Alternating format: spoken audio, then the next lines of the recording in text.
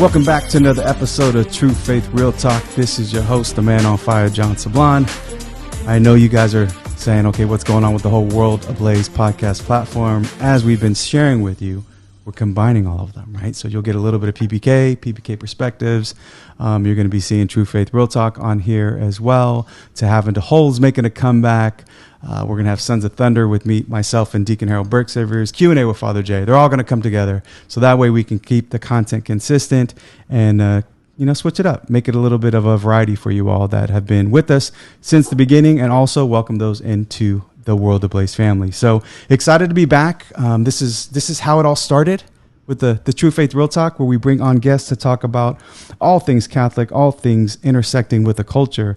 And today I'm excited to bring on my guest who I came to know by way of Instagram. You know, that Catholic match thing that puts you out there with all kinds of people in the world that allows you to kind of get connected as one universal church. And so I want to welcome to this show Keith Downey from Grassrootcatholic. Welcome to the show, brother. Thank you. Thank you for having me. Yeah, it's exciting to have you here. As we were talking about before, we hit record on this. Just realizing that, hey man, there's this other younger Catholic out there. Not that I'm that young, who's really trying to advance the gospel in a way that kind of fits our approach as World Ablaze, specific with kind of return to tradition, hitting this younger generation that obviously needs some help because we've been doing them wrong for the last 50, 60 years. And then also happens to be in the same state as we are. So now, obviously, we're California refugees in the great state of Arizona. So excited to have you here. One of the things, most of my listeners, Keith, know that I was a wayward son, a prodigal son. Wasn't always a practicing Catholic for a long time, but was born into the church 27 days after I was born. And so they kind of know my story. And so when I would like to bring my guest on, I kind of want to know, here you are devoting a lot of your time because, you put a lot of media and content out there, which takes time to create. You talk about all the editing involved and the things that are associated with that. You obviously have a family. So I just want my listeners to get to know you a little bit better. Here you are devoting your life to spreading the faith. And I'm sure it hasn't always been that way. So what's your story, man? Well, first of all, I've always been perfect. I don't know what you're talking about. I like to consider myself to be a geriatric millennial. So I'm like kind of on the edge there. But like many, and I'm sure a lot of people have the same story, is that, they're a cradle Catholic. So they're born into the faith. And, thank the Lord, my parents were a great foundation to help build the faith there. Because if I didn't have that, I don't think I'd be where I was today. Because of how there's just a pure lack of real catechesis from the parishes that I was at, whether it be, from a Catholic educational standpoint, and also just at a church, really. So it wasn't until I was kind of somewhat down in the gutters. I went to ASU, so that was kind of my, well, it wasn't at that point per se, but that's kind of where I was considered myself as a bad Catholic at that point. I was going to Mass every Sunday, but, wasn't really living the faith aside from that. And I just didn't know any better, really. It wasn't until I lived in Chicago, moved to Chicago, went to studied at Second City, and just felt super homesick. And 5-minute walk away was a church, a Catholic church. And so I just started spending more time there, and I realized, there's more to this than I imagined. And I started doing more research, ended up coming back home, and then really just trying to figure life out in general. And I would say the last 5 years or so, I've been really ramping up on just learning and just seeing so much tradition, and then realizing that there's a lot of people out there that were in the same spot, or are in the same spot that I was, some time ago. So long story short, that's kind of where I'm at today. So would you ever say that you were away from Holy Mother Church? Like you kind of were I'm just Catholic thing is kind of my parents' thing, not really mine. Did you shake it off? A lot of times we know, data will show us, right, that most of the faithful leave the faith definitely during their college years and sometimes even before that, right? So what, 80% of Catholics leave the church between ages 14 and 24. So would you say you were that part of that group where you kind of left the church, whether you officially left the church or not?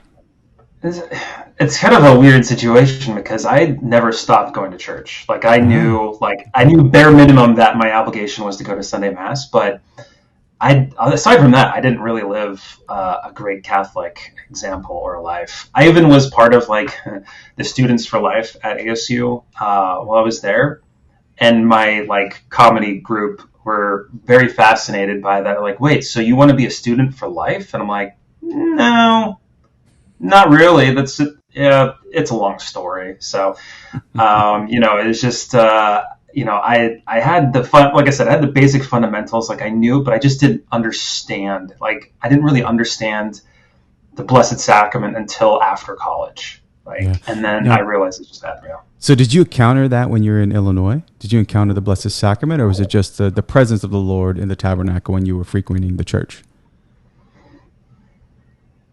That's a good question. I think a lot had to do with just having more of a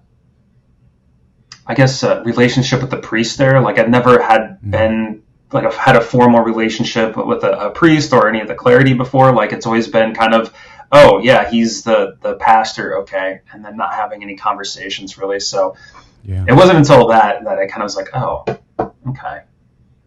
Yeah, it's interesting you bring that up, because I mean a lot of what my wife and I were trying to do with our kids as we were coming into the faith was really show the full integration of, like a faith lived, not just a faith done. And that involved, right, having priests over, deacons over, just clergy, members of the religious community that are around us. Matter of fact, we have some really great friends that have been around. We have a priest friend visiting us this week that it's from California. That you just have those relationships, and so our kids started to experience that as well. So I totally get what you're saying, because it changes it, right? It puts it from over there to something that's like up front and center with you in the faith. So it sounds like there's, I don't know if you had a St. Paul moment. I know I did several of those. But it sounds like obviously, there was something there that God was working in you. Was there a St. Paul moment? Did you get knocked off a horse? Did you get hit with the Jesus 2x4? Yeah. It wasn't until I really discovered a more, I guess we call it the traditional liturgy, where there is Gregorian chanting, and that really drew me in, because I was like, I've never heard this before. What is this? This is like the Halo theme song. I like that. So what is what's the whole draw here? And then it was taken seriously, and I'm like, okay. So what I grew up with wasn't really taken seriously. It was they're trying to facilitate a specific feeling, and I just wasn't about it. I didn't care for it. And so now that I saw something serious, I was like, okay, there's more to this than meets the eye. And so then I found out a few things that were mortal sins, and then realized I had been a bad Catholic. And so that was kind of the 2x4. I'm like, okay, I'm glad I didn't have an accident or die during that time.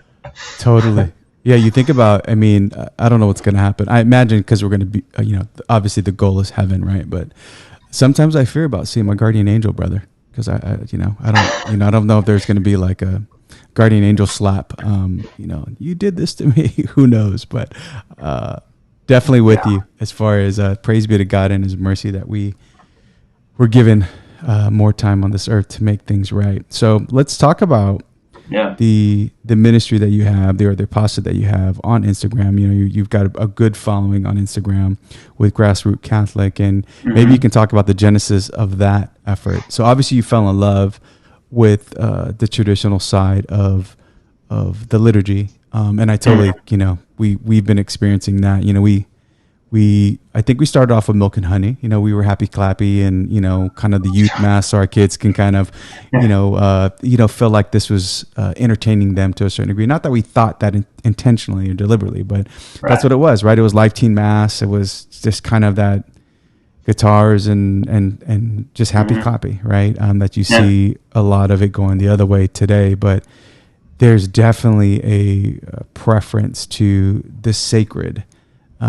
in a very specific way as it's experienced either in the Trinity Mass and Tridentine liturgy, or the Divine liturgy, as you may experience like in the Byzantine liturgy, or you know, one of the Eastern rites as well.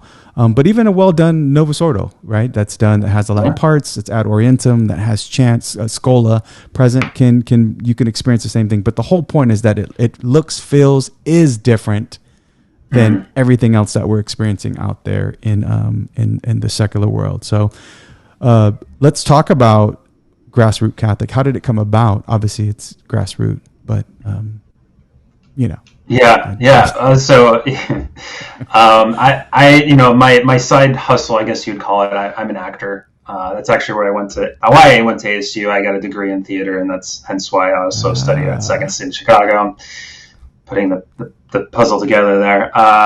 Some of the missing puzzle pieces, but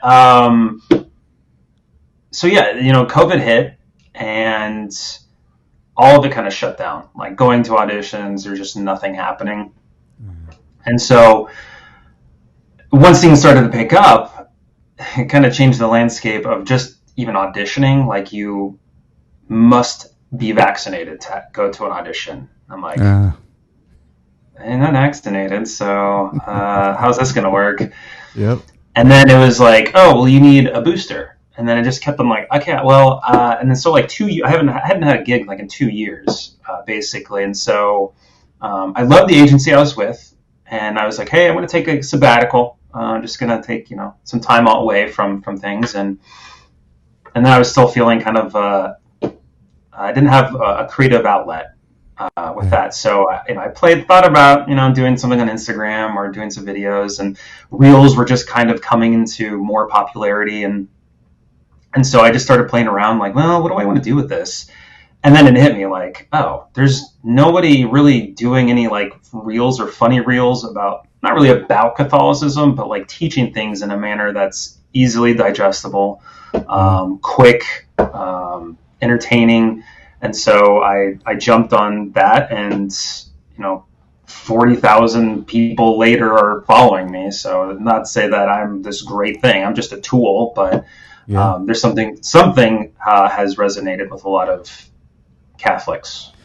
So. Yeah, I mean, it's pretty crazy. So it does fill in the pieces there, because, you know, Miko and I will often comment as we're, you know, talking about just the different folks like yourself that are out there doing things, and it's just like, man, Keith's got it going on over there at Grassroot, you know, Catholic, and come with the different content. So let's back up a little bit, brother. You're talking about this whole acting thing.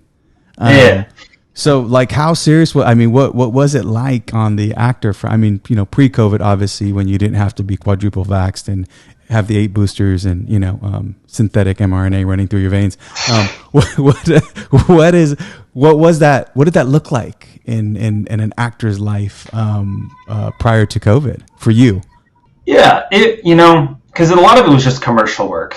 So it was just, there was nothing that was against my belief system as a Catholic. It was just like commercials for, you know, this or that, you know, just thinking like there was Volkswagen, Bashes, I think at one point in time, GoDaddy. So there's just all these commercials, but like, okay, yeah, you're just doing commercials for companies. But as time went on, I noticed just like some of these casting calls for different types of things, and, you know, there were some aspects where I'm like, yeah, I don't feel comfortable auditioning for this kind of role. So I would just pass on that opportunity, if you want to call it that. But yeah, I started getting, I guess you call it Vogue, a lot of different types of auditions for stuff. Even now commercials, it's just like, come on. You got to sell your soul to a large degree, right? To make this. All right. So now I'm going to go on a little bit of a tangent here. I told you we get a little, you know, we're going to let the Holy Spirit guide. So because along that note, and I want to get into Grassroot Catholic, don't get me wrong, because there's a great platform and you're doing some great thing. You don't get to 40,000 followers but just by not doing something there. Definitely, obviously, God's providence, but also, obviously, you being an instrument for his grace. But now that I'm speaking to a professional in the field, you know, who's had to discern exactly what you're talking about, the roles, the things that you would take on as a faithful Catholic. I struggle with this, with quote unquote certain Catholics that are out there in the Hollywood realm, because we don't have a lot of good models. You know, when I think of it, it's like Jim Caviezel, right? Jim Caviezel is somebody who, I mean, obviously he played Jesus in The Passion. So you're like, okay, man, he's, you know, I'm always, well, are we all going to get to heaven and like ask Jesus, you know, who he is versus who Caviezel is if he's up there? But, you know, that obviously was a moment in time for him that he's come to even deeper conversion. And you can see that he speaks with boldness and clarity as it relates to the faith. And you don't see him doing some crazy stuff. You know, we always got the ups and downs of Mel Gibson, who's always been struggling, but I think for the most part we know he's on the traditional side. But then we get to those like Mark Wahlberg, you know, the Mario Lopez's of the world, who have super big platforms. You know, will shoot pictures of their kids going to communion, but at the same time, you know, wife, daughters half naked, or just, you know, one of the things that I almost lost it with Mario Lopez, like he literally was sharing the priest that was coming in and dousing everybody with holy water in a mass, and as if it was funny. Was that the one? So there's been quite a few different videos. Was this the one where there was one that was using like a what is it, like the pump action thing, where it usually use it for spraying weeds or bug spray? Is that what? Yeah. It looks like it would actually. It looks. I've seen it before, but my point is, you have like this, you know, Mr. Hollywood guy, you know, and a professed Catholic, right?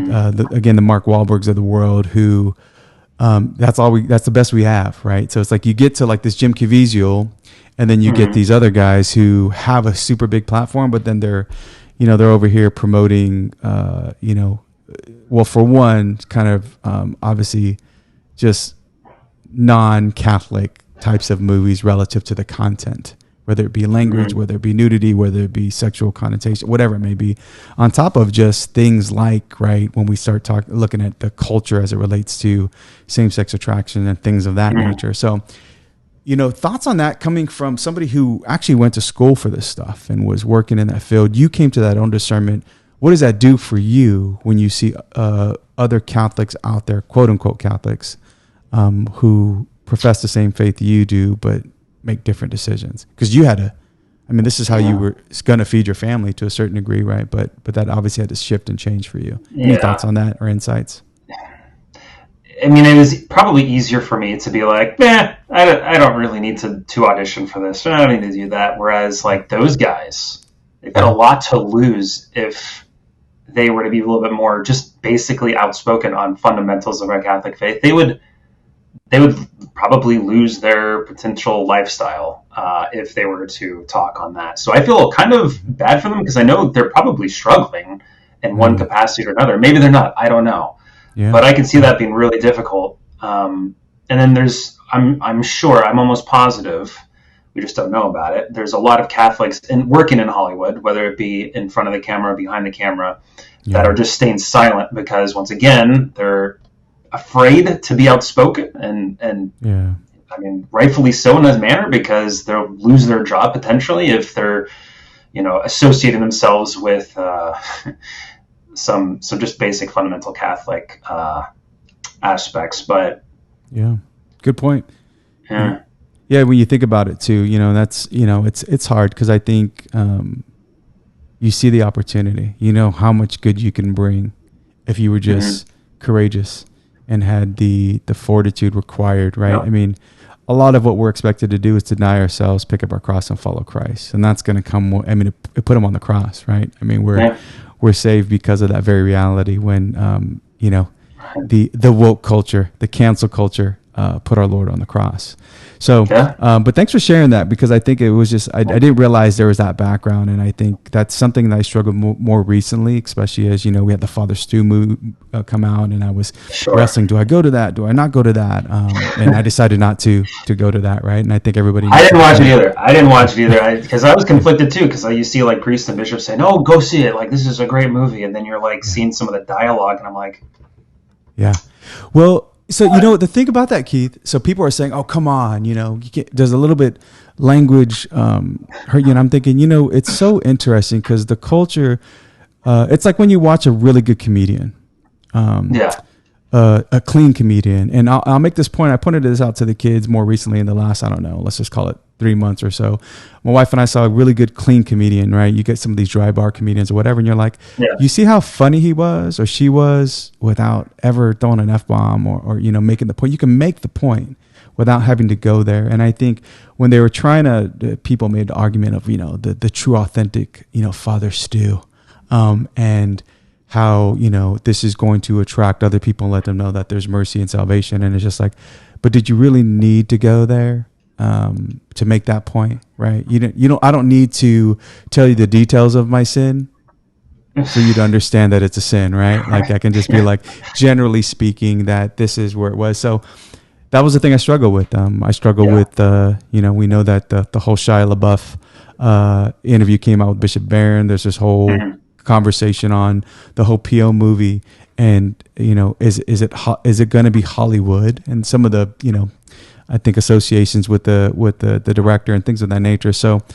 I think I personally say, well, what would this do for my faith? Yeah. Right? Will this help me get closer to God? Will it end up being something that is more detrimental to me in growing closer to Christ? Like I don't need people to try to make me feel bad about, you can't stand a little bit of language or harsh words or whatever it may be. And it's just like, I asked a lot for my heart to be broken the way God's heart's broken.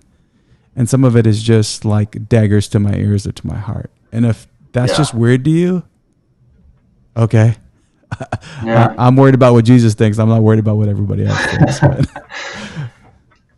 Yeah, it's the way he was. It's raw. I'm like, yeah, okay. Well, let's take that, and then let's look at some certain television shows that can't use that language, and they have to show how bad someone is. Thinking of Lost, the TV show Lost. Yeah. There's some bad characters in there, and you didn't need them to talk or saying F-bombs every single sentence to get that across. Good storytelling doesn't necessarily need to have bad language.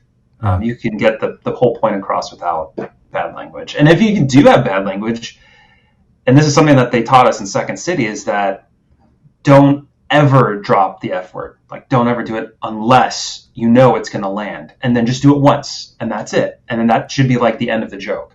So even comedy knows that you're not supposed, don't use foul language unless you know how to use it, which very seldom. So yeah, no, it's good to get your insight on that, brother, because I think like I said, there's elements of this where I know for myself I try to be someone have an open mind, but at the same time I started to just do a little bit more introspection. To your point, I appreciate your level of humility and mercy to say maybe they are struggling with it. Maybe they're not. We don't know. We don't know their hearts. I don't know Mark Wahlberg's or Mario Lopez's hearts, but I do know the scandal that comes along with being in that position, and what you do and what you don't do and what you say and what you don't say, matter, right? It matter in eternity.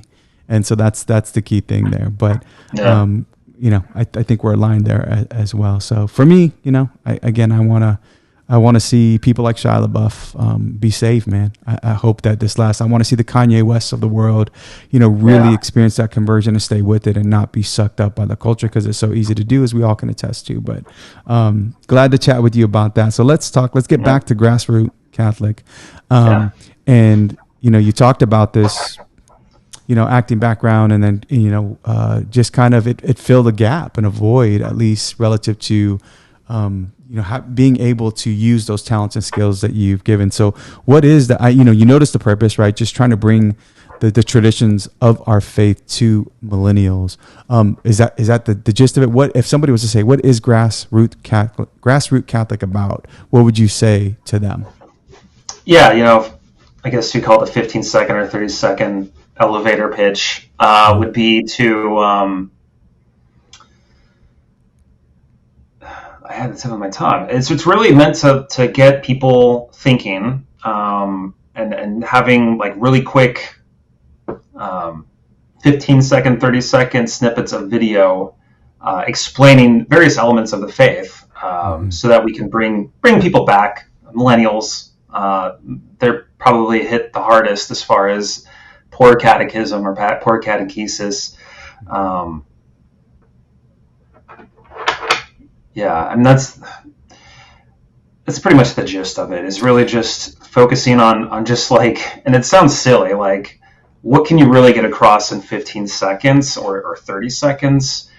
Because everybody's attention span is just dwindled diminishly. And every once in a while I'm like, am I perpetuating this? Am I feeding into this culture of everybody having just low attention spans?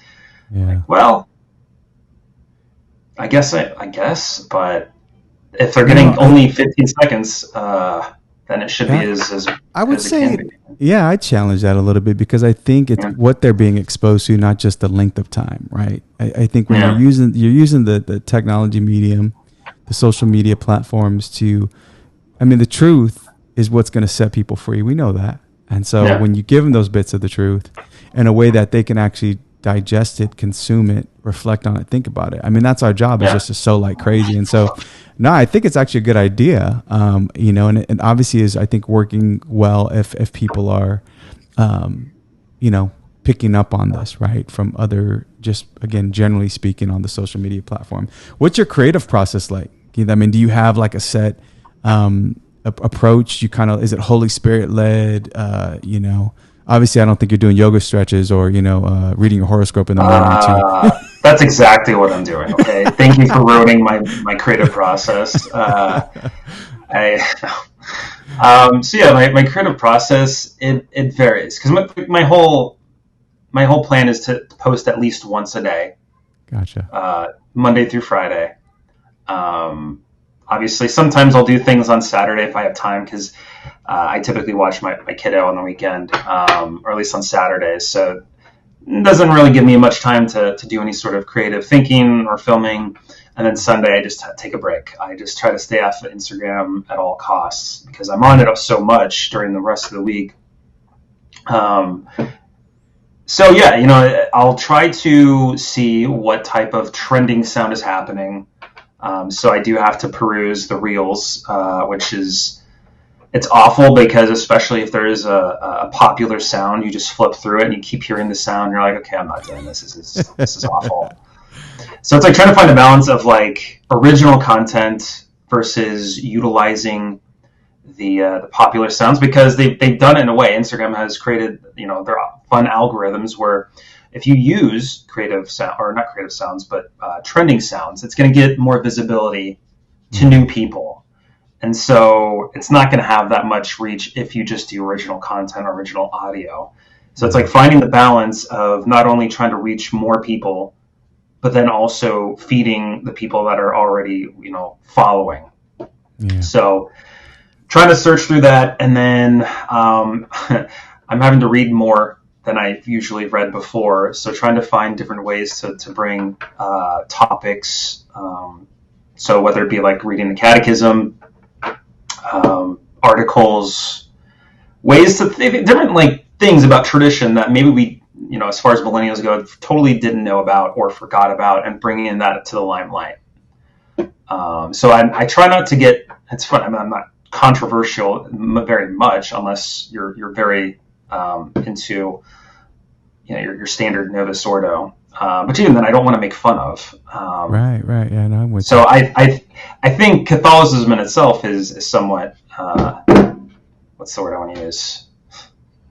Controversial enough. So I don't need to bring in like no, you know, whatever, you know, no same-sex attraction. Like that's, people already do that. Like I don't need to get into that. I just want to show the basic fundamentals of our Catholic faith, and are just like the Mass. So it's just. No, I mean, I think it looks like, right, there's just this education, formation, these tidbits on the liturgy and some of the sacramental life of the church, which I think has been awesome. But do you see, I mean, you know, we only see what we see, right? Are you getting the feedback that you would expect? You know, what are you getting from the young people out there, especially when you're introducing, whether it's just basic precepts of the church, some of these, you know, tidbits of our faith, tradition, right? What kind of feedback are you getting? Because, you know, everybody can sit there and pontificate and be like, you know, no, we need to unify. No, we need to get rid of the Trinity. No, we need everybody to do Novus Ordo. Or no, you know, the pendulum swings, right, both ways. Yeah. And if we can find some way in the middle to be like, look, man, we're one church. We're crazy. in the sense of its family members, just welcome to the fallen world. But you know what I mean? It's like, but trying not to impose certain spirituality on one another, right? Because God moves the way God moves, and that's going to be for each his own. Right. But what are you getting as far as like feedback, as far as, just what you're throwing out there, especially as it relates to tradition and some of those kind of fundamental truths of our faith? Yeah, I mean, there's a lot of people that will say or message me like, "Hey, I didn't know about this. Thank you for sharing on this topic." Like, I get a lot of that. I also get a lot of like questions like that. I almost have to say, "Hey, look, you should really talk to your priest about this stuff." Like, I appreciate you reaching out, thinking that I can help you with the situation, but literally, you should talk to your priest about this. So there's a lot of like that, probably more so than like. Sometimes you'll have people comment on and say like, there was someone from, okay, so this is a funny one. And I can't remember what reel it was, but one of the band members from the Rolling Stones somehow found my channel and started saying like, stop shoving down your Catholicism. I'm like, dude, you're the one who's like looking at my content. Like, I'm not forcing you to watch this stuff. Wow. And he did like for a few reels, and I'm like, hey, keep commenting, bro. Like, you're actually helping get more views because you're commenting and you're feeding the algorithm. And then he stopped. So I can't remember what was the name of it, the exact name, but yeah, I was just like, come on, bro. It is interesting. You bring up a good point where you have people that just, the trolls out there, right? That, you think about free will. It's like I had somebody come at me sideways, and I don't even have nearly the following, right? That you and a lot of people have. But it was just, it was like he was asking me, and I think I posted about this, like, why don't you ever post anything about Pope Francis? Because we post a lot of stuff about Sheen, right? We got Father Chad Ripperger in there. So there's different ones that we put in, we're going to have a certain slant to our style, our swag, both on World Ablaze and what I post. And it was just like, I'm sorry. I misunderstand. I didn't ask. So what, if you want to go to like the Pope Francis, Instagram page or anybody, right? It doesn't matter. Like, bro, do you, right? I mean, why do you feel compelled that somehow your opinion matters? And what we do. And again, you try to love on them as children of God, but it just blows me away. Like, social media really has made, the wrong people courageous, right? And some of the wrong people even, I think cowards, so he's like, man, you wouldn't say that normally to somebody, generally speaking, right? But we got courage behind the keyboard kind of thing, or, because we can be anonymous or think we're doing something right. And I think we're all guilty of it, right? Myself included. But you bring up a super good point. Like, you stopped here. I don't know why. Yeah, you could have just kept going. You do have the power to not see my content. You can block me if it's really offensive to you. Yeah, it's just. But that, you know what though, it does highlight, because I think it's like the Herod of our time, right? They're fascinated by the St. John the Baptist. You're in jail for a reason, because you're calling me out. You're pricking my conscience, or you're being at least the Holy Spirit's instrument to do that. But it is interesting, right? When you just speak truth, and I think, St. Augustine, I think, is the one who says, right, the truth is like a lion. All you got to do is set it free.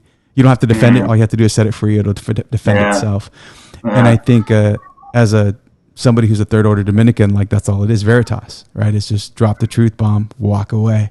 Try to do right truth and charity, but with clarity.